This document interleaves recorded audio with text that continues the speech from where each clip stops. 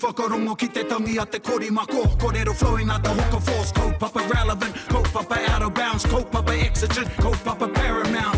Nā ko nā whakapiri mai ki te kaupapa tino whakahira hira whakarongo pi kari mai. Hare mai, o Taringa hare mai. We gotta gather up close everybody. Gather up close everybody. Kani move that body. Kani move that body. Mānawa mai e te putanga o matariki, mānawa mai e te ariki o te rangi, mānawa mai e te mātahi o te tau, e te iwi, te ti, te tā, nau mai, hoki mai ki tā tātou punua pāho, e rere atu nei, anei i te tauhou Māori, ia matariki kua rewa ki runga, e te iwi tēnā tātou katoa. And here we are, I roto I te studio, and I'm trying to think of what I'm going to say next. After my cool ass karakia ki a matariki. And because I'm looking this way, e mihi ana ki a kōrua kua tau mai, I roto I tō tātou whare. E te hoa no tawhiti, e kaliko, e mihi ana ki a koe otira, ki a koe rangi, ko hoki mai ki tā tātou kaupapa. And ko tā tātou kaupapa ko matariki tonu. And Matariki marks is our anniversary for Taringa. So here we are. So Ete, I'd like to introduce Professor, Associate Professor, was it Assistant Professor? Assistant Professor, not quite the Professor. No, not quite. Yeah, Assistant Professor Dr. Kaliko Baker. Tēnā koe hoa, kua tā mai. Me koe tahi e hoa Professor Dr. Rangi Mātāmua. Tēnā koe hoa ko hoki mai. Kia ora, bro.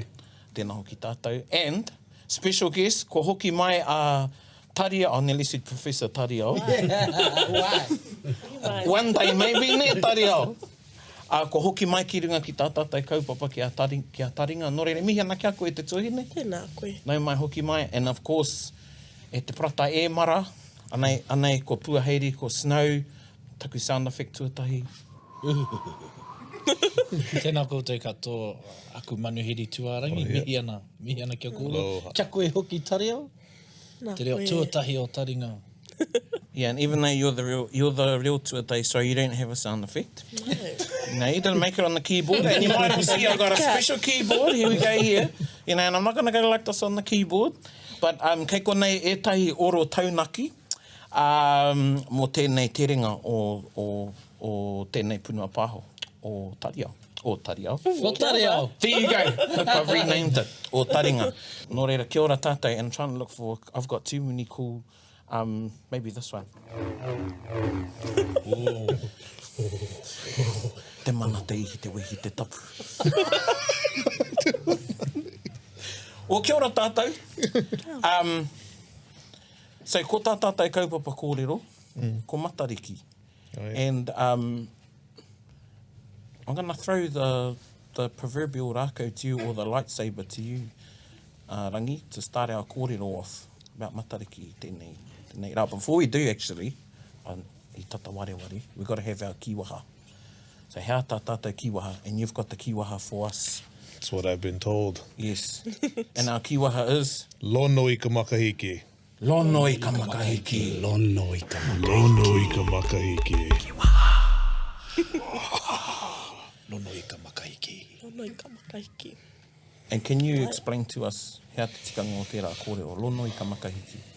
Lono i ka makahiki is a call out that we have on Koho'olawe that we use to rally around during the Makahiki season. Lono is our god during Makahiki season that we pay tribute to, and we use the saying, the name Lono i ka makahiki as a way to sort of gather ourselves around whatever we're doing at the time to close out our ceremonies. We could call out Lono i ka makahiki, and it's just our way of showing that we know who Lono is, and then Lono responds back with his ho'ai Lona, whatever, his signs that that he's listening in one way or another. So, yeah, that's our Lono i ka makahiki.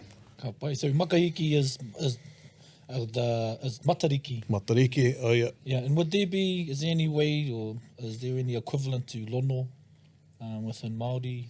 I would think The rongo. Māori pantheon. Rongo. Rongo, yeah, rongo. Lono, Lorongo, Aye. Makahiki. Nā rongo wetere ai. Oh. Ai, tō te ko he atu ai. Ai, E ko ki he roto i te atu. wāna Ai, o te ai, aroa. ai, So we're talking about rongo, te atu a rongo. Ai, kia ora, rongo mātāne. Ka pai. Yeah. So lono i ka makahiki. Lono i ka Lono i maka. ka Makahiki. While we were over there, it became an affirmation for us. Yeah, it's an lono i ka affirmation. makahiki. Aye. And whenever we sort of, went through the process of tikanga and kawa while we were on kaholawe, and even in the formal and informal situations, we were felt really proud when we yelled out lono i ka makahiki. I'll never forget, swimming around at 5 a.m. in the dark naked. And then calling out lono i ka makahiki. Yep. It's an exclamation to exude that mana. Yeah. I like that exclamation to exude that mana. Yeah, many of us won't forget you swimming around naked and over there either, You brother. were exuding your mana at 5 a.m. in the water? Yes. Naked, bro. And I felt the Māori, I felt the force. Yeah, sorry, I was a little close. That was good, eh? So I think to segue in, Rangi, is to talk about, I don't know, the māramatanga, te māramatanga I tau ki runga ki a koe, I tō haerenga, I tō tūtakihanga, tuatahitanga, tuatahi kia kaliko, kia moe ai te iwi e whakarongo mai nei. Hea te Hawaii ana e noho nei roto I a tātou kōrero, and that enlightenment you had when you went over to Hawaii, and its effect on you and us as a people in the Matariki movement present day Aotearoa. O kia ora, pai tēnā pātai, kia ora tātou. I just want to start by saying congratulations to Taringa. One matariki older. This, and I said before we started, this is, in my mind, without doubt, Aotearoa's premier Māori podcast. Can you say that again, please? Say that again. Aotearoa's premier Māori podcast. Do you need the modifier Māori there? I don't know what that means. Stop being a linguist. Could it just be the premier podcast? Oh, absolutely. Oh, okay. But it's just, what you guys have done, it's fantastic. And I think some of the kaupapa that you highlight. So, being the wānanga Aotearoa's also been really central in helping make matariki part of our wider identity and culture across Māoridom, right across Aotearoa wide. And it's becoming part of who we are. And it's just getting bigger and bigger and bigger. And I think that's awesome. Kia ora. Anyway, a few years ago, I was in this completely unrelated panel in Hawaii, and doing research on matariki. I sit next to this person here, Kaliko, and we're about to present, about 10 minutes out, and I'm writing on my piece of paper, and he says, "What are you doing?" I said, "I'm actually preparing my presentation." And he goes, "Same." And so we both had blank papers. There was the click. Yeah, we bonded. And Yes. then I went home to his house with his wife Haile and their children, and we had dinner, and we just realised that after a while that what I was doing here and the work we're doing with Matariki, he was doing on the island of Kaholawe and as part of Makahiki and the Hawaiian revitalisation, cultural revitalisation. And so I went over there. Kaliko invited me over, and I spent 5 days together with Kaliko in a tent. Wow. Yes. Yes. There were a few Brokeback Mountain references that were very... I can't quit you. Yeah. But what I experienced over Exuding there... mana.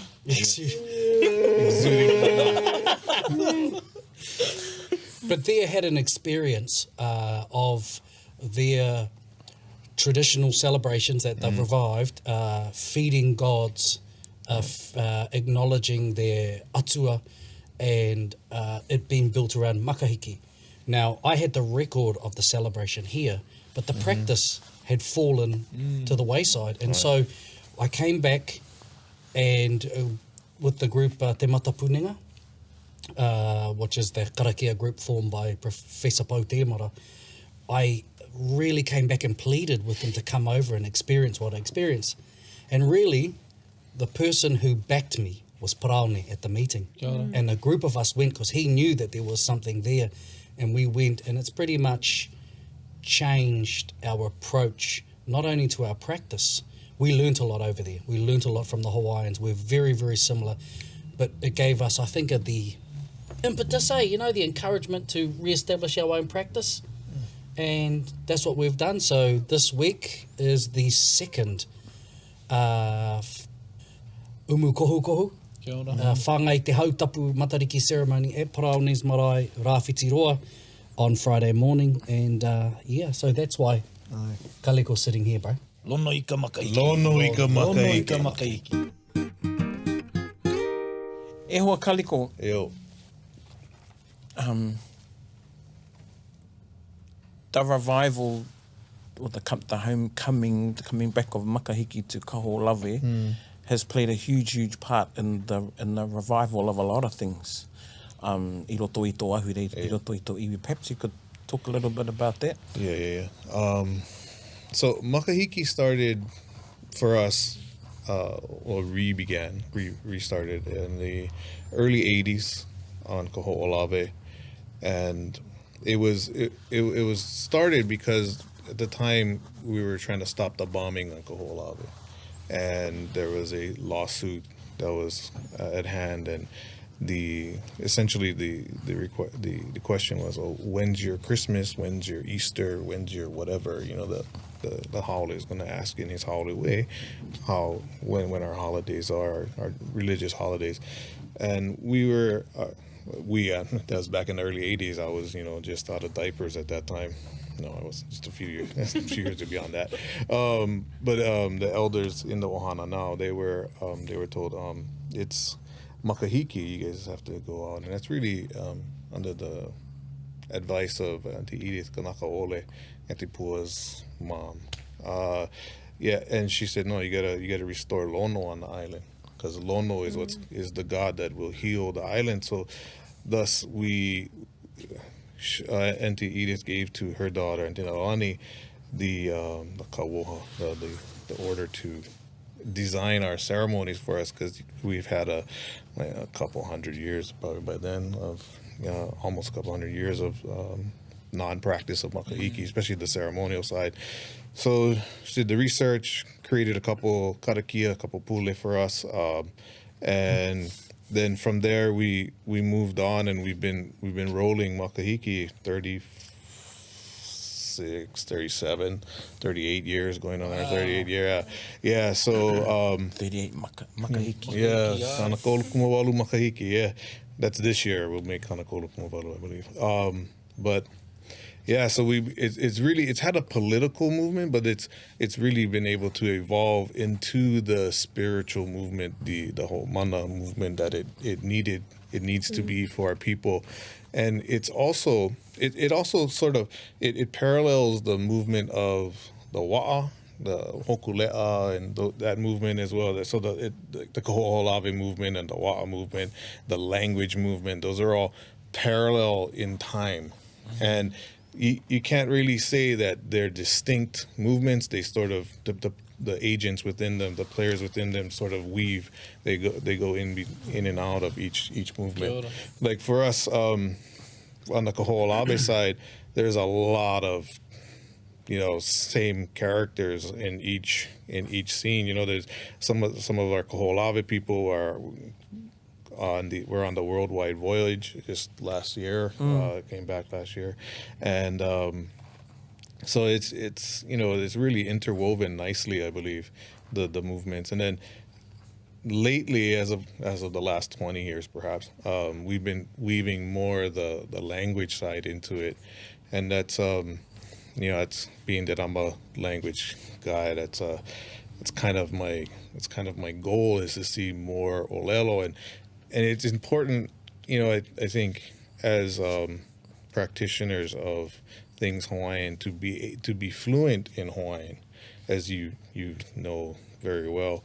If you can't speak the language of the gods, then you can't speak to the gods. Kia ora. Kia ora. Yeah, so it's Lono i ka Makahiki. If you don't know what Lono i ka Makahiki means and how you can break it down, then how much mana can you put into that olelo? You know, you're going to be limited by your awareness, your understanding of the language. But anyway, so Makahiki back home, and you know, Molokai Molokai has been on. Molokai is Kaho'olawe, actually, if you think about the whole movement, but that's a whole nother podcast. But Molokai, the same year we started our Makahiki, they started theirs. And they've been running their Makahiki consistently every year since then. So there is not only the Kaho'olawe Makahiki, there's a Molokai Makahiki. And that one's kind of big. It's popular. People fly in, stay in. Molokai is populated last weekend of January every year, I believe. They have their Makahiki. So it's really by the Gregorian calendar. It's not down. It's not really by the Makali'i rising and whatnot. But it's a celebration nonetheless of something Hawaiian, of being in Makahiki. But what we've also seen is Makahiki practices, ceremonies popping up throughout the archipelago, throughout the Pai'aina.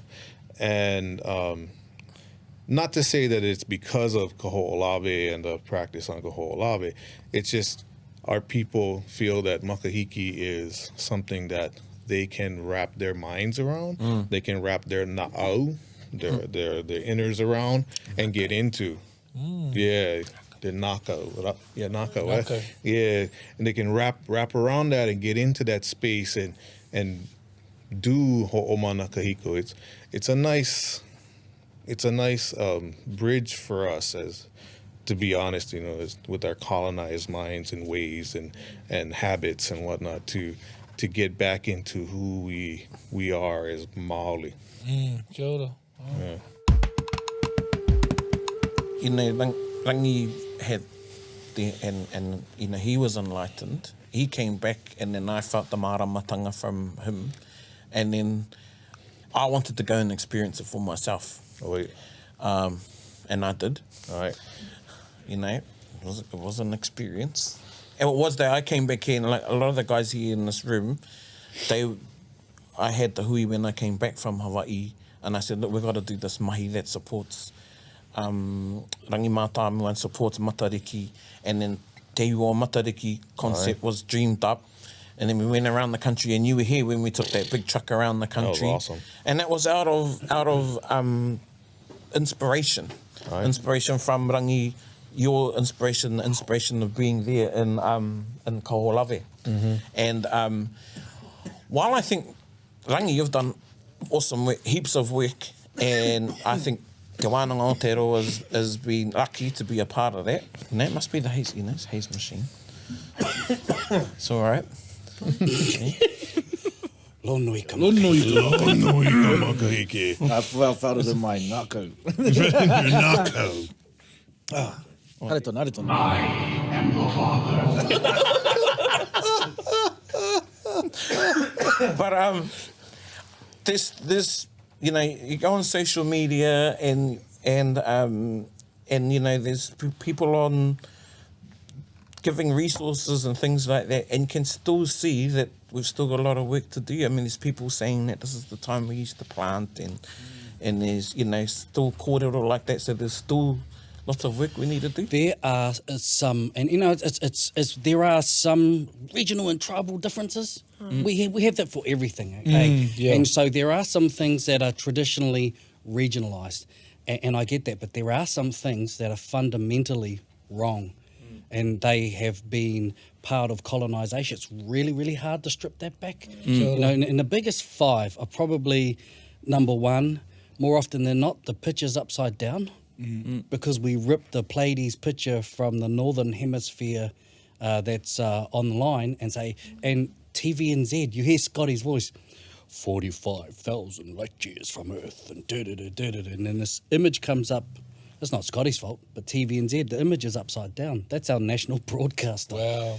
You know, so that's one. Number two, the Little Eyes thing. Yeah, no. Nowhere in the Pacific is it Little Eyes except here, because Elton Best translated it as Little Eyes. There's no narrative, no story. That's wrong, and we're retelling ourselves. 3, 7 sisters. Hey, that's a Greek myth. And even though, you know, I don't know, you reckon I look like the 300 dudes? You know, the Greeks? Yes. Thank you. Leonidas? That one. That one. Yes, my gracious host. Yes. The hunchback one. Yeah. You were wrong, Leonidas. The job of the hunter. Yeah, so little eyes is no. You know, that's number one is around timing, because and this is where it gets technical.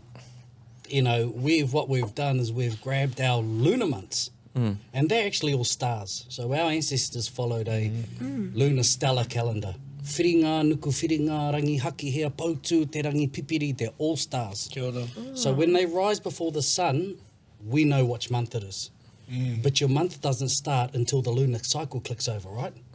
And then because it's 11 days shorter each year, every year you drop in an extra month, but you have to know when to drop it in for it to catch up with the calendar. And so quite often we are outside celebrating it and saying, oh, you know, it's matariki. Now it's not even visible. And because we're trying to reconcile a traditional celebration that's based around a lunar calendar, lunar stellar year, with our modern Western Gregorian solar calendar, and it's out of sync. And I don't know if that makes sense to everyone, but it makes sense to me. Different calendars.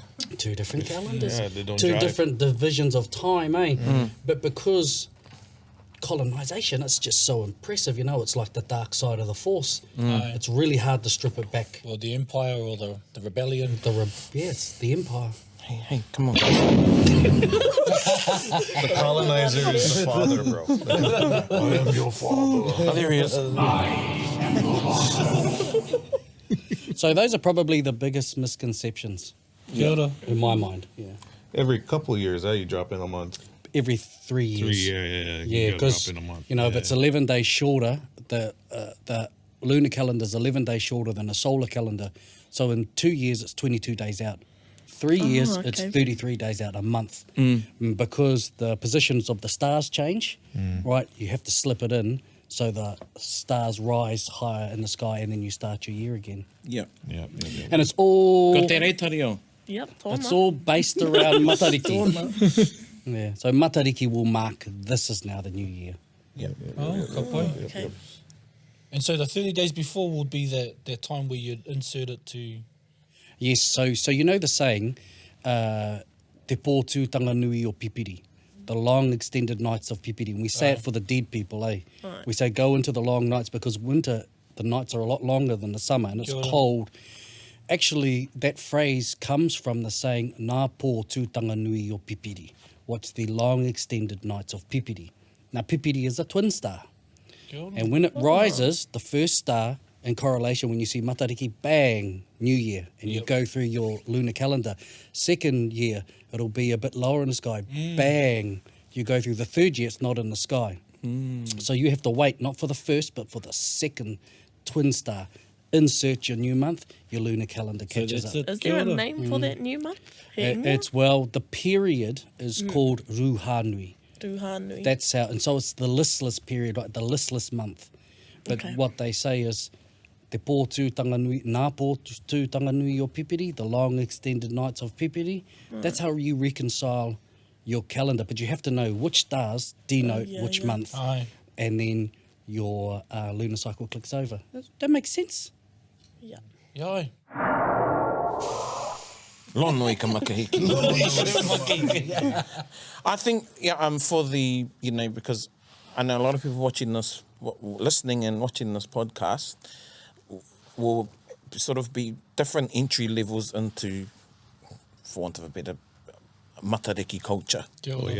And there are some that are a bit more educated, you know, than they were, say, 3 years ago. Or opinionated. Yeah, exactly. And there'll be other ones that are watching and listening that are sort of just, this is like really, really new knowledge to them. So they've been learning about matariki and they're getting on the celebration buzz. But one of the first things they miss is the actual timing for matariki. Kia ora, yep. So, you know, there's still out there's people that think that matariki rises, you know, the same time every year. Yeah. Well, yeah, no, it doesn't. And here's the biggest difference getting away from the microphone. Here's the biggest difference between the solar calendar Wow. and, is that ko te ua tira? Ai, Waipunarangi. Matariki tā puapua. Matariki tā puapua. Wow.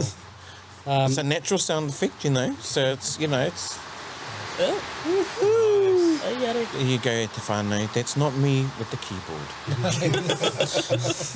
Anyway, what I was saying, yeah, the difference between a solar calendar and a lunar calendar, lunar cycle, and most indigenous cultures around the world follow lunar. The solar calendar, you determine when you're ready. That's what you say to the environment. I want Christmas 25th of December every year. I want New Year's the 1st of Jan every year because I'm ready.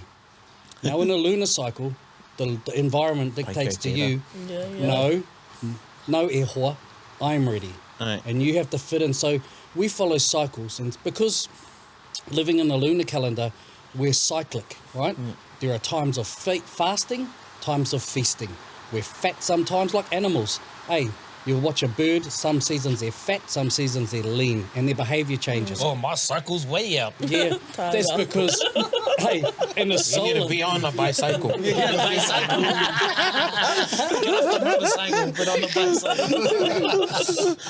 Whereas in a solar year, we manipulate our environment, right? Yeah. So we eat whatever, you know, tomatoes, you're getting them now in the middle of winter. Aye. You know, so we manipulate our environment and we don't cycle like the moon and the seasons. And so I think that's got a massive issue because even our divisions of time are colonised. Aye. Yeah. And we think we have to justify matariki in our times and say, oh, we justify it to a Pākehā division of time. Yeah. We don't have to justify it. We just have to practice it. Yeah. Hey, and by living it, that's how it survives.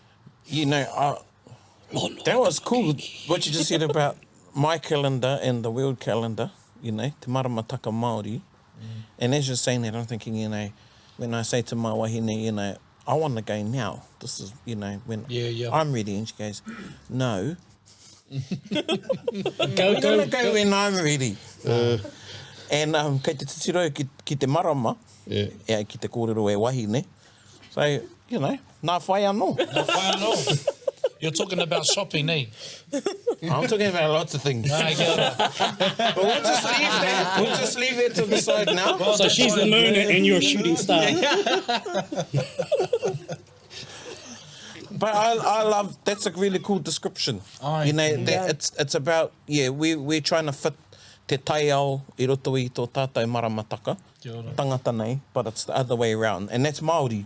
Right. You know, it's Māori, it's Māori, it's iwi take take. Do you think there'll ever be a time, or do you dream of a time? So I look at cultures like Muslim, Chinese, and they quite comfortably live in two calendars. You know, the Gregorian calendar and then their indigenous maramataka Māori. You know, do you, I'm sure you do, I mean I do. I dream of a time when we'll be able to sort of live by both, be able to observe both calendars. But it's relevance. That's a thing that we're missing, right? I don't understand why we celebrate a 9-foot rabbit that gives birth to chocolate eggs. Aye. Hey, or a fat guy that breaks into your house in a red suit. I mean, what's up with that? Whereas we've got something that's uniquely... Wearing red suits. You're wearing red. I had to get him for Igor. You know, these are actually his shoes. You know? See, because I'm not wearing them, took my shoes off when I was hanging from the chimney. I mean, Matariki's from here. Hey, it's relative and it has a connection to our environment and who we are. And I'd love to see where we can actually live by two. Why can't we live by one?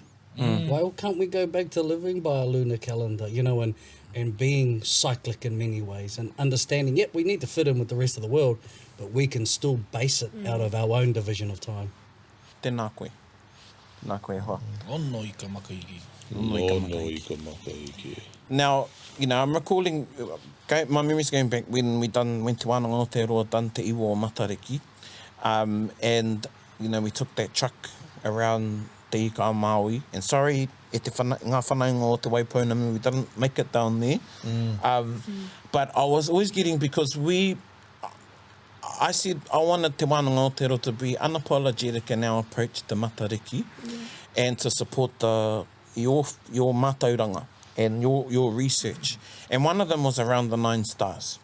And I always said when I went out, I said, look, up to you whether you're 7 stars or you want to believe in the 9, the 9 stars. But the fact of the matter was that we need to observe matariki in a bit more of a deeper way. You know, that it's the tapu to do with matariki. Yeah, you know, I think we might have upset a few people about that Paraone, and we didn't mean to, right? I'm grateful for the wānanga who gave my ancestors' knowledge a platform. Kia ora. And it has actually gone everywhere. And my personal belief is that this adherence to 7 has been influenced by the whole colonised 7 sisters. Now, there are tribes that say there are 7 for them, and I think that's awesome. It's just my ancestor recorded 9, and then he goes into this real detailed description of where they are, what they mean, how to read them. And I think for me, I wanted to find a way to help share that. And those that are willing to accept that and be part of that movement, awesome. And those that aren't, you know, that's cool too. You know, I'm not saying that I have mine is the only version. I always say that. You know, there are these other regional and tribal differences, and I think celebrating our differences is a good thing. It doesn't make us adversaries. It actually makes us richer. It makes us richer because we have these unique aspects of us that are special to us. So it's not that I'm trying to recolonize. I'm just trying to share what I have, and whoever's willing to partake in that, then no mind. I totally appreciate that too, because there's no. I don't mind. Motako here, yoga. But because I think it does create, when it is in a good environment, healthy conversation, healthy debate, because there are differences there, and I do appreciate your effort to put that mātauranga out, because we're no longer discussing over which historian wrote it. We're talking about which Māori, person that had handed down from their tupuna. You know, I'd rather discuss over that type of information than it came from a person or historian or anthropologist who do that. And a lot of people do that. And it goes, but it says in best quotes. Yeah. They're quoting best. And it's like, well, who not better than to debate about this with our professors of Mātauranga Māori who come from tupuna Māori. Yeah. I'm so glad you said that, bro. You know, we're funny Māori people, right? We're quite happy to accept Pākehā telling us who we are. Kia ora. Hey, and don't raise questions or issues. They say little eyes, we're like little eyes, and we tell ourselves that. And they say you go out in the night of Whiro, which is the god of disease, plague, pestilence and death, to look for the prosperous signs of the year. And we go, yes, Whiro, because a Pākehā says it. There you go. However, when a Māori speaking Māori, practitioner of tikanga speaking Māori with kōrero tuku iho, 20 years of research, puts out, well, there is this knowledge. Well, all of a sudden, it's like, don't come and try and tell us we have, don't bring your tūhoi knowledge here. For eons, it's been 7 sisters. Yeah, and so we'll defend the right for a Pākehā to tell us who we are, but when a Māori, and that's part of colonisation, when a Māori puts forward a theory based on his own research, it's a threat. Yeah. I always remember when, because we started in whangarei with Te Reo Matariki, and, the response was just, we had people come without their children, and then they went and pulled their kids out of school and then brought them, because we're only there for one day. And I remember one lady, and I got her details, and she was crying through Te Reo Matariki, and afterwards she approached me, and she said, I thought I was going crazy. And I said, why? She goes, because we have a 9-star tradition in our hapu. But because my kids and mokopuna have learnt at kura 7 stars, 7 stars, and she would say 9. And she didn't know the names of them, but she'd been told 9. So her kaumātua had handed down a 9-star tradition to her. And when she shared that with her mokopuna, and they said, "No, Nan, there's only 7," you know. So she started thinking, well, maybe what I heard was wrong, you know. And she was crying tears of joy that, you know, there was some kōrero out there. And I got the same too when I had to go and back up the kōrero at one of the paukai. And I had one of the kaumātua, you know, come and, you know, say to me, I've heard a 9-star kōrero. For me, it was inspirational in the fact that I got people thinking about matariki and inspired them to go out and do some of their own rangahau and, you know, not just take everything that comes off, you know, that they read. And, you know, best isn't the best, you know. It's not the mata mua. He's not the He's not the mata mua. I like that. He's not the mata mua. Stated in Mata Mua states. Yeah, that's I'm glad really you what brought it that is. up. It's really, we got to get back to trusting ourselves. And that's part of the whole decolonization process, is knowing that we can know and knowing that if we do the proper research and we check ourselves amongst ourselves, then we can, we'll leap forward. Will profoundly leap forward, I believe.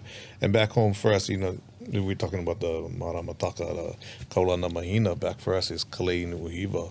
She's, I've been fortunate to be her friend for a long time and sit on her MA committee and now on her PhD committee. And I learn a lot every time just sitting with her. And that whole every 3 years you add in a month thing was one of the things I remember picking up from her MA thesis. I thought, oh yeah, you got 30 days in a month, 30 nights in a month. And I just, you know, I basically think, oh, well, but it doesn't some of our solar months, the Gregorian months have like 31?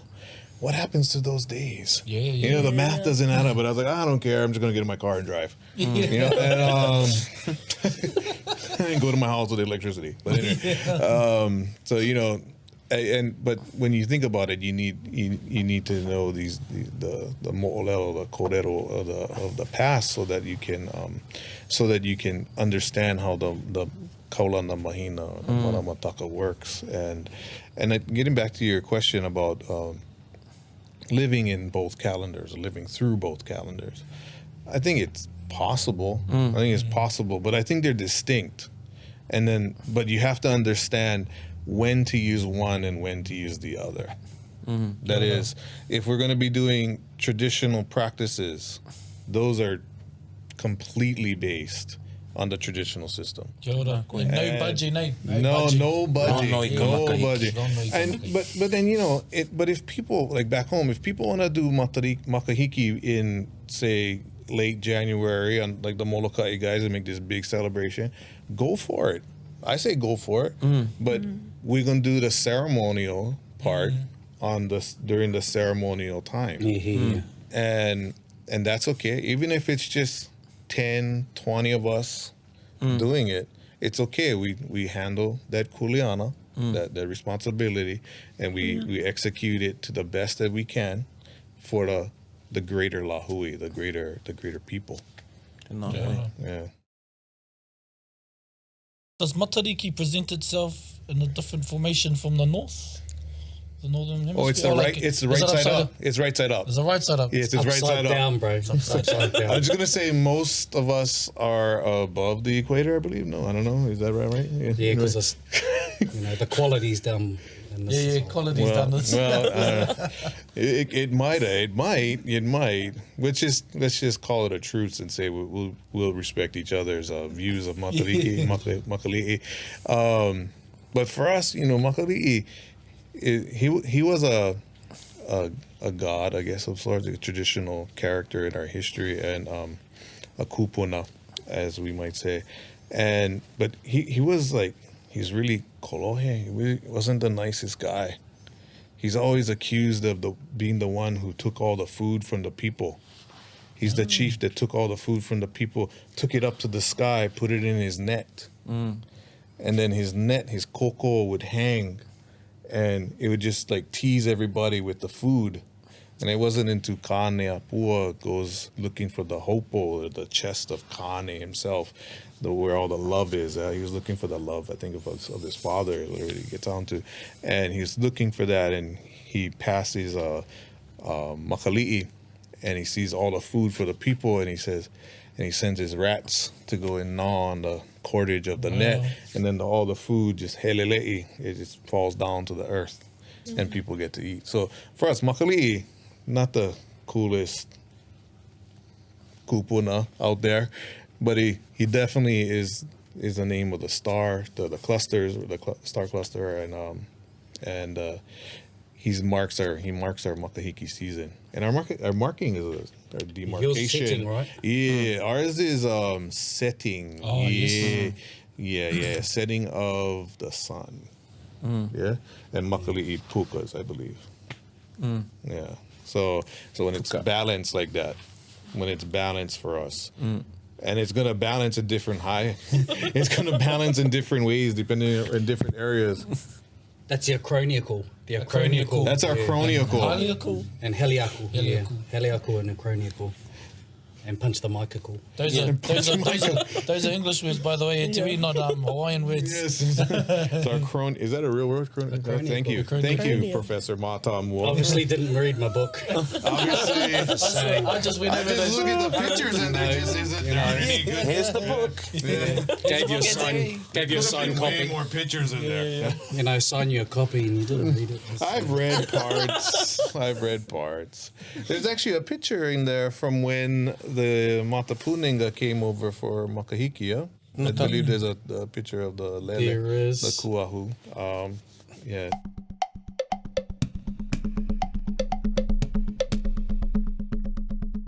Could you perhaps explain the practice of what you do for Matahiki, and then Rangi could perhaps elaborate on what he started to do here? So what we do for Makahiki is we have essentially offerings for lono, and you can see them on top of the lele. We call that the wooden structure a lele.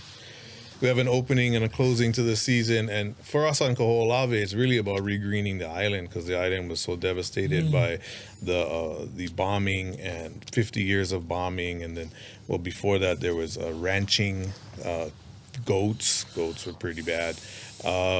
So our goal is to regreen the island, and we've been fairly successful. And of course, the spiritual side has to be complemented by the work side. Kia ora. Yeah, so the Kaho'olawe Island Reserve Commission, along with the Protect Kaho'olawe Ohana, have work projects that replant and figure out ways to just kind of smart ways to get around not having water on island. It's pretty barren and Panoa. So it's that's our ceremony is just the offerings placed upon the lele.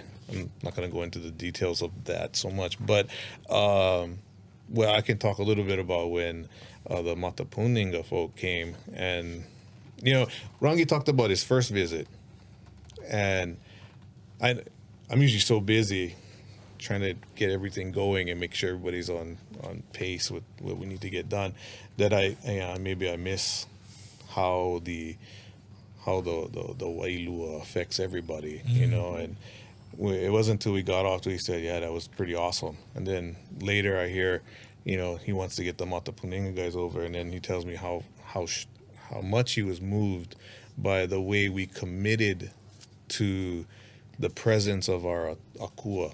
Because we erect lono. Lono makua stands before us when we're doing the ceremonies. You have to be at your best. The tapu is high. It's high. Yeah. Is that why you weren't explaining? You won't go any more further then? Yeah. I would invite you to come. Yeah. When these guys come back, you guys are welcome to come. But or if they don't come, whatever, you guys are still welcome to come. Hamama kapuko kahale. So it's just when the akua is standing and the conch, the poo blows, and we start doing our karakia and our chants, and the game is on, and wow, it's pretty high. Yeah, we all dress because it's warm back home. Yes, it's warm. So we even during our winter months, so we all hume malo. We put on the malo, and then and then the women wear the ki kepa. So we have all these symbols of ceremony that we get into and utilize so that we keep our focus. Lono i ka makahiki, the call, the kiwaha o ki ala, is also another aspect of our focus. But so there's all that, and so Rangi was explaining how moved he was by that, and I thought to myself, oh yeah, I guess that's something special, you know. Yeah. It's kind of normal. For me, you That's know, cool. by now. That's cool. And it wasn't normal when I started. I'll tell you that, when I was 21 ish when I started. Yeah, I know. I was like 21 when I started, 22 maybe, I'm not too sure. But The 60s. and now that I'm well into my 30s. 30 Makahiki. And 30th year of being on Makahiki, you know how old no, but anyway, so it's just come somewhat normal for us, and we don't really realize, you know, how impactful what we do can be. And it's not only for the Rangis, it's also for our own people. Kia ora. And then when Paraone guys came, and they were all moved, and start from the hi'uai, our cleansing ceremony in the morning, where we all disrobe and go into the water and get ready for the ceremony. Naked. Yeah, we had a kohana. And Tūtara kauika. one more. We got one more. Throw it in there. Yes, let's throw it in, because it's something you gotta ease the moment with comedy, because you know the mind is a little bit colonized, so it's hard to get our na'au around the whole notion of being naked together. It's dark, so we plan it out like that. So you know we have to look at each other. But it's warm up there. It's warm. It's pretty warm. Yeah. It's warm enough. Aye. It's not like, say, going to the river in Te Reo Maori. Yeah. Yeah. So this is a pre-cleansing before the ceremony. Pre-cleansing. So yeah. Wow. So when Paraone guys came, getting back to the point I was going to make. I like that, Paraone guys. Paraone guys. Yeah. Paraone ma. Praone Yeah. guys. So when Rangi brought his friends. Paraone guys. Rangima. Oh, sorry. He's the captain of the ship, so we say Paraone guys. No lila. So we get into the water, we get out, and Te Kura Taiaho, Lono Holo I Kahiki, was so moved that he wanted to have his name changed from then. Wow, so it was there. Yeah. So it was, and I remember it was after the Hikuai, he came up and he said, "Bro, I'm different." And I was like, "Oh." And this is my second day of knowing this man. And I was, "Oh, yeah, okay, yeah, it's moving. It's moving, yeah." You know, it was a good hi'uai. And then as we got into ceremony, and I was just like, yee, because it's got so many things to do, right? Make sure everything's happening. And then the last day, sure enough, we did the tohi. Yeah, the tohi. Tohi had the tohi down in Hakiwawaiki, a bay away. And it was just the Mata Puninga, my son, Kaipu, and myself. It was quite the scene. Yeah. I think it was. So it's like his birthday. Yeah, Makahiki is also symbolic, a representation of our relationship and how we're going to move this papahana, this kaupapa forward. And it's really about, I mean, Rangi says it's not about recolonizing the people, but in a sense, you know, hey, if it happens, it happens. Because at least we're Kanakanizing. Yeah. Is that a word? Kanakanizing. Lono i ka Makahiki. Yeah, so we're reestablishing Kanaka Maoli consciousness through ceremony. So there's all kinds of ways to establish consciousness and be conscious, and one of them, the keys are language and ceremony. Kia ora. You gotta have, because those are the two sides that we need to know who we are. So we just heard from Ikaliko about some of your traditions. E rangi kia hangetahi a ngā tātou tikanga mo te whakanui a matariki. Again, there are some regional differences, right? But the ceremony that I know, and it seems to be something that's fairly much was generic. There seems to be a lot of evidence and research throughout the country of people doing a umu kohu kohu whetū, or an oven that was cooked to feed the stars. And I noticed when I was on Hawaii that they do the same thing. They cook food and offer them on an altar to feed their gods and to feed lono. Our ancestors would cook kai in the ground. And there were three major parts of the ceremony. Number one, we would read matariki. We would read the star in the correct lunar phase to determine the bounty of the new year. That would guide us generally as a wider philosophy for the year. Was it going to be a good fishing year, good birding year, good planting year, a lot of deaths that year, a windy year, a rainy year, depending on the way that the cluster revealed itself. Number two, and probably the thing that is missing from the practice, is taki mō te atea, where they would call out the names of all of the people that had died since the last rising. And, this year has been one of those years. It's been really... And actually, when we were on Rangiatea with Paraone last year, our matariki ceremony kicked off here in Raukawa and at Paraone's marae, and on top of a hillside that was an old pā and is connected to astronomy, Neha. That Kaliko was with us. We called out the names of the people that had died that year. This year we'll be doing the same, and there's a long list. That's taki mō te atea, and our ancestors would wail and cry and farewell the dead, because matariki has carried them throughout the year, and we released them to become stars in the sky. And the last thing we did was uncover the oven, and the food would rise, the steam. There's a saying, and people say, nā kai a matariki nāna I awake nei. And they say, that's the food that matariki brings. No, awake means to scoop up from above, right? That's matariki coming down to partake in the food that you're offering matariki.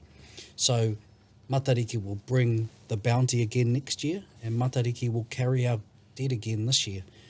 And then that food was placed on an altar. Karakia was done to the different stars of matariki for the dead.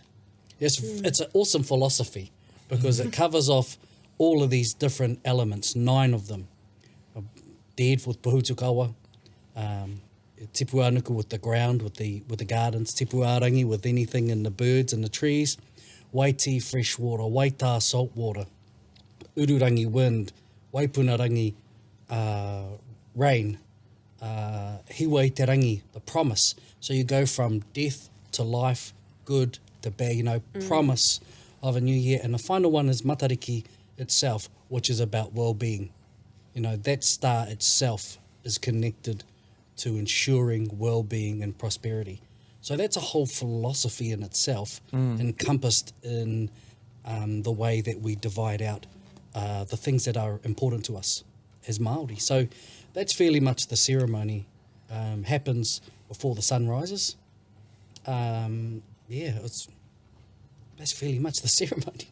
One of the questions I got asked Rangi, that I know we are yet to address in our wānanga, going back 2 years now when Te Reo Matariki done the rounds, and there's that scene in Te Reo Matariki where the tohunga uncover the umu kohu kohu whetū, and then they karakia. And I got asked a couple of times by etahi o nā whānau kōrero Māori nei whānau aro ki te tikanga Māori tupu I roto I te ao Māori, and they said to me, do we have to be tohunga to do that whakahaere? And they because they feel that they're at a point now where they want to celebrate and pay homage to matariki in a Māori way, and they want to know, what can we do on that level to celebrate and pay homage to matariki without coming to Rangiatea, without coming to Te Matapuninga. When will that time be right for us to have a wānanga about that? And I think that is awesome, one of the best and most intimate ceremonies around honouring matariki, was between an old man, this is in the 1850s, I think, 1860s maybe, an old man, an old wife, and their grandchild, just the three of them, in South Taranaki. Kia ora. And they cooked an oven and waited for matariki over a period of nights because it wasn't visible on the first tangaroa night for the lunar phase. So they waited for the 4 nights of tangaroa. So it's the first visible morning across those 4 nights. And I think they waited for a couple of days. They don't mention any karakia. What was mentioned is she wailed, called kia out the ora. names of the dead. And I think it says that he acknowledged the star group by way of mihi. And then they cooked food and fed the stars. Nā koe. So I don't know. I think that you don't have to, and that's one of the great things about the way I think that shows Māori. You don't need to go to the big elaborate ceremony for it to have importance to you. Kia ora. You know, you can practice as you feel free to practice. I think those big ceremonies though are really points of where things converge, Kia ora. right? And you have there's a wairuatanga there. There's a spirituality and it's manifest out of a collective belief. Yeah. That's one thing. Collective belief manifests a particular spirituality that where we openly within tapu feed our gods and then ensure the bounty of the year. This one was just an intimate ceremony between 3 people, and it's the mokopuna or the grandchild that writes their recollection of that event. Wow. And that's actually from a place where people say, oh, we don't celebrate matariki. Yeah. But it's in the record, and there's a lot of iwi. And I'm not saying that what celebrate now is wrong. You know, there's this puanga matariki debate. Everywhere that has puanga, there's a record of matariki. Kia ora. Everywhere that has matariki, there's a record of puanga. And if I could just say, you know, one of the things that I'm kind of a little bit want to kind of shed some light on this year and the coming years is matariki's one of 1,000 stars. Kia ora. Seems to be the only time we're interested in the sky. Tēnā koe. Ai. Hey, then we go back to worrying about sky television. Hey, it's the only time in anyone, and when matariki's around, everyone's an astronomer. Ai. Yep. But when it's gone, hey, no one cares about the names of the other stars or what they mean because we're estranged from our environment. Aye. Because we're living Western and only practice this Māori division of time and Māori beliefs for this, you know, week-long period that is matariki. Then I think we need to shift our thinking and understanding. It has to be a practice everyday thing. Especially, you know, we talk about the summertime and that when everyone's outside, you know, look up to the sky is the best time to see, you know, what other constellations are. But I'd like to add on, I'd like to really appreciate what you talked about, that whānau having their intimate time with their own umukohukohu. And it takes me back to what you were talking about before with Western holidays. That's a whānau opening their presents at Christmas. That's a whānau doing their own little Easter egg hunt. So I think that's really, And it's also about celebrating, you know, we talk about the big gods, right? The big gods, Rongo and Tāwhiri and Tu, but there are lots and lots and lots of gods. Kia ora. Hey, and Kaitiaki and whānau Aye. and regional and, you know, and I think those were also part of ceremonies that were fed, and you had gods of war and gods of growing the gardens and all of these things, and all the stars in matariki are atua in their own right. And you have a connection to them. So sometimes, yep, the big ones are awesome. There's something special about those intimate personal relationships you have with your atua. With the, you know, the reawakening, I guess, in Hawaii and then here, i Aotearoa nei. And I just want to talk on a personal and whānau and hapu level, is the whānau that were involved in last year's matariki are looking, you know, look forward now to matariki. Oh. And I can say, you know, I've sort of, you know, it's matariki, but being a part of ngā whakahaere kia matariki last year took me to another level of consciousness, Indigenous consciousness. Kia ora. And the same with our tamariki.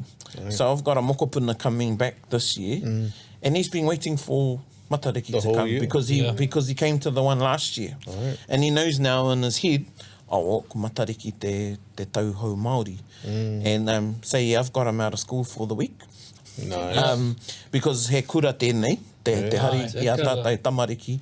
And then a lot of the whānau that came to Taumukohukohu last year, you know, we're looking forward to it. You know, pēnei tēnei tau i a tātou i mahi tēnei tau. So, yeah, I think that normalization is coming. Yeah, definitely it's going to come in the next generation. Yeah. Yeah, it's going to come in Because the next generation. I remember that. I'm feeling really i waiwai aku kamo i te wai ki te inga tamariki. You know, how lucky are they to be at this time? Right. You know, amongst such great people revitalising this stuff. Yeah. You know, their reactivation or their activation is going to be really early. They're going to, how lucky they are there in this time. Yeah, it's beautiful. And as part of the plug for my next bit, part of my plug. You're not opening a kohanga, are you? Oh, hey, well, kind of. You might be a bit old. But one of the things that I hope to do in the next couple of years is to establish whare kōkōrangi Māori. Kia ora. Or a traditional school of Māori astronomy. And not to teach so people know, but to teach so people practice. Kia ora. Tēnā koe. And growing a new generation of Māori astronomical practitioner who can be an astrophysicist, who can understand the giant balls of gas and theories of gravity and relativity. I was going to say, whoa. But can also connect with it on a environmental, cultural, but more specifically spiritual manner. Tēnā koe. And you know, that's the long-term vision, because it's only with practice that it becomes normalised. And otherwise we stick it, it's like a museum piece, eh? We look at it once a year and go, ooh, and our ancestors used to do this, but the question is, what are we doing now? So within 40-something years of accessing Kaho'olawe, we've seen from 76 till today, we've seen generations of people who have been starting from being arrested, tried in a court of law for going to Kaho'olawe, going on island, doing Makahiki, going through the ceremonial process, and being led and followed by military personnel, to not having the personnel present, to just us being on the island today when we do ceremony. When ceremonies happen, everything else on the island shuts down. When ceremonies happen now, everything, all the people who are not in our ceremony are around to help us facilitate our ceremony. And speaking about the tamariki, I think, you know, about our son Kaipu and our daughter Kaiu. Kaipu is raised in this. He's been around it his whole life. His name comes from being in ceremony. Wow. So he knew from birth that his role in Hawaiidom, if we want to call it that, is to fulfill his to be a mo'olono or a priest of lono, and to carry the torch, and to further the process, further our practice, our knowledge, our ability to be mo'olono, to be kahuna someday, to be able to wield the sword that or the pahoa that our ancestors wielded on the heiau and in the hale, and then the whole the tangi or the whole level that we used to have where people would cry, and you talked about that and Paraone, and we've got so much record of that well into the colonial period, and we used to publish our kanikau and our kumakena, these are all lament chants, in the newspaper, because crying was a public thing. Kia ora. Crying, grieving, showing that emotion was a public thing. And in fact, just a little side note, when a student of ours back at Manoa did a paper on ho'okipa or hospitality, the generalization he came up with was crying. Everybody cried. When you see somebody come up, you cry. So why don't we cry today? You know, I mean, when we go to funerals nowadays for us back home, and, you know, Rangi and I have talked about this, and our funerals, they're so far away from the death. Aye. You know, like you guys is like, bang, die, you're in the ground. You know, it's pretty quick, right? For us, it's like dragged out a month or so. Wow. So by the time you hit the funeral, you've cried already. You've already cried in the privacy of your own home. So, yeah, I think there's many aspects of our culture that that we could use to bring back. And, you know, I think Makahiki, Matariki practice is definitely, you know, it's a positive move for our peoples. And I think us working together and just talking about how we can better serve our people through the practice is very positive. Tēnā koe. Tēnā koe, kaliko. We're going to go start this way in the closing whakaaro. Kei a koe tariao, and then kia koe pueiri, and then mau e whakaotia ke a tātai kōrero rangi, and then we're going to have our celebration. Mera pai. So, ka pua pēnei. Kua eke a tātai. Slack the girt. Yeah. Now these kōrero have been cool. So now Te Reo class, these last couple of weeks, we've been talking about matariki with our students. And a lot of the pātai that were asked of me and Merea, one of our kaiako, were answered in here.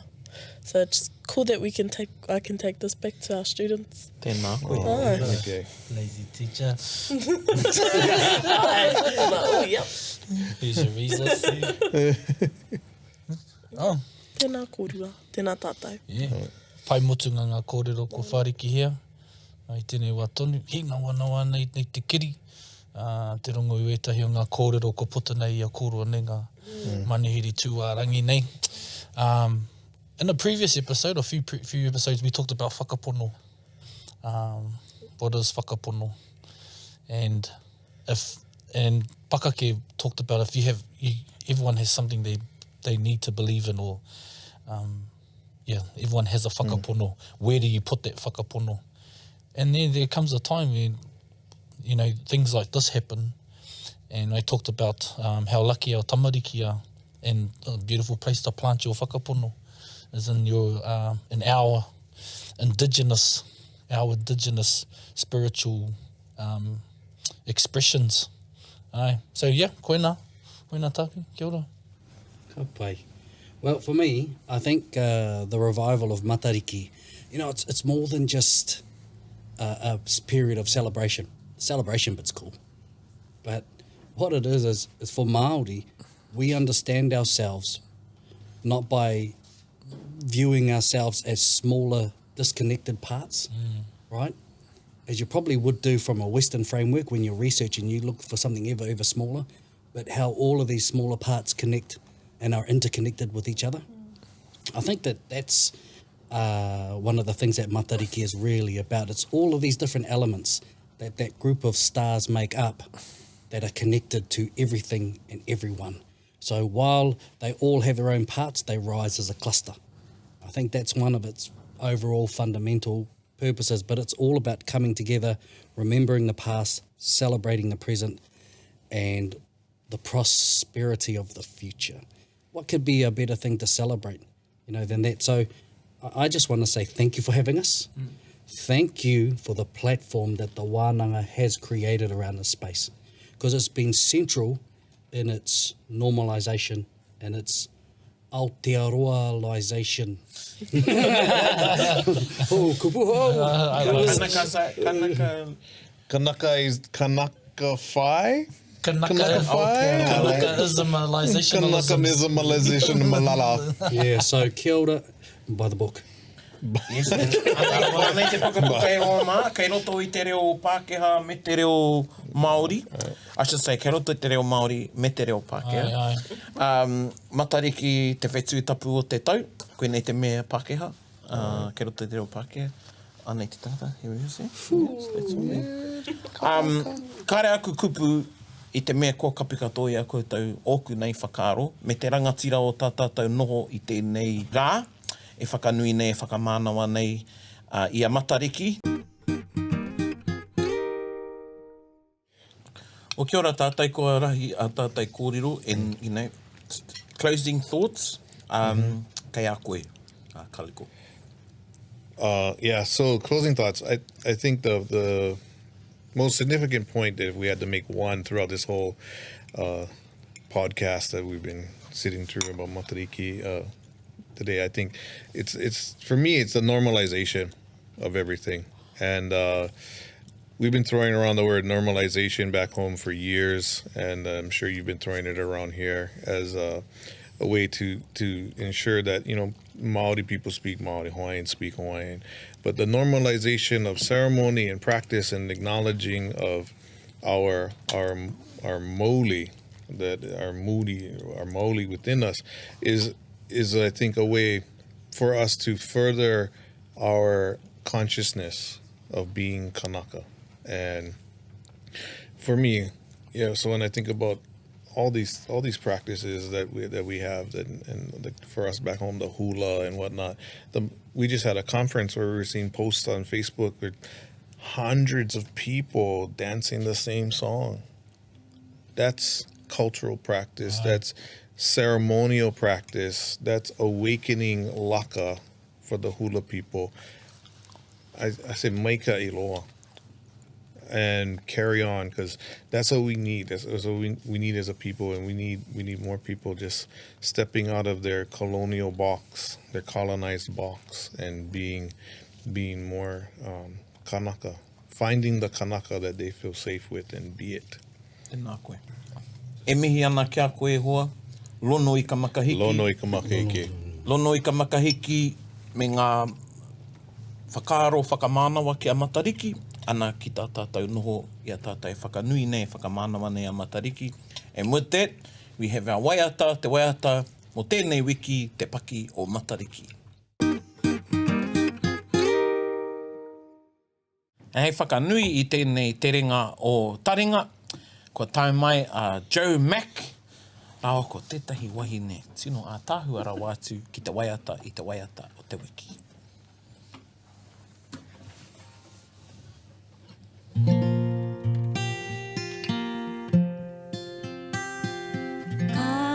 Napa, pirata,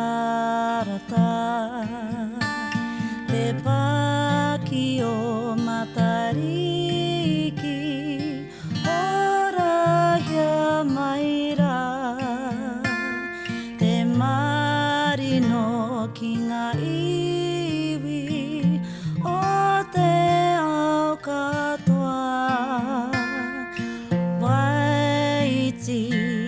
Waita, tupu anuku, tupu arangi, ururangi, waipunarangi, pohutu ka wahiwa i te rangi, te paki o Matariki.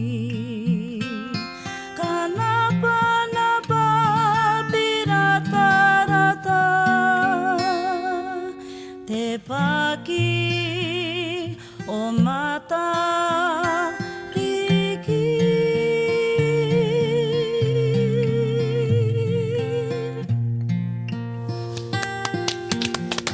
Lono i ka makahiki. Lono i ka makahiki. Makahiki. Piratarata, kanapanapa, te paki o Matariki. Nei mātou e mihi atu nei i raro i ngā manaakitanga a te wānanga o te roa. Hei ko nā mai rā tātou katoa.